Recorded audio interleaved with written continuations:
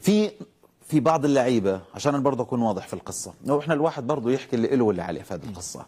يعني مثلا عندما تذكر فلان الفلاني من خدمات رفح، هو اسم يعني مثير للجدل، معروف دائما، معروف. هو في كل ديربي بيعمل قصه، معروف هذا اللاعب. لو تذكر محمد الجرمي مثلا، قمه الادب والاخلاق والروح الرياضي. شوف في الديربي اللي فات لما جاب في مباراه الذهاب، لما جاب الهدف الثالث وكان الهدف المرمى اللي عند جمهور شباب رفح، ايش سوى؟ سجل الهدف وراح وهيك وحركات وشكرا وجزيلا وحبايبنا وسقفوا له، تمام.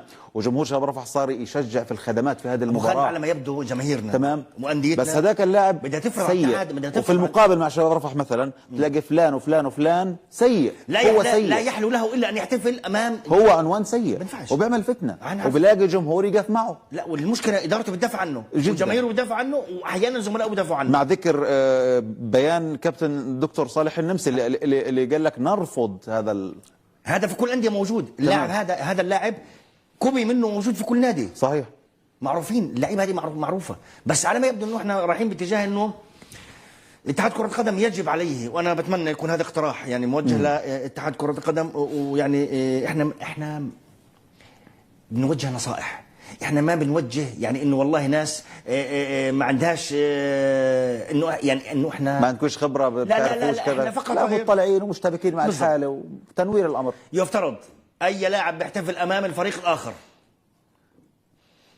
يكون في عقوبه معينه. ليش الحكم ما ياخذش عقوبه مباشره؟ ما هو الحكم، ولو الحكم ما اتخذش اتحاد كره القدم يتخذ. مباراه الشاطئ والاهلي ايش كان ممكن يصير فيها؟ البدايه مصيبه كان حيصير، البدايه من اللاعب عشان احتفال، ومعروف هذا اللاعب احتفال. انت احتفلت امام الفريق، روح على جمهورك من ارقى ومن اجمل جماهير العالم، صحيح. يعني خذ نشوه الفرحه عنده هناك، مشان وحركات تستفز يعني. عشان هيك الشغب يبدا من المستطيل الاخضر احيانا. يفترض. وانا لما قبل اسبوعين دعيت قلت لاتحاد كره القدم وليش ما يعاقبوا رؤساء الانديه؟ وشاء القدر انه تعاقب رئيسي الناديين. وبالمناسبه في احد هؤلاء الرئيسي الناديين على ما يبدو انه حيخسر فريقه، لانه معاقب وحضر المباراه. معاقب بعدم دخول الملعب وموجود في الملعب، حيخسر فريقه.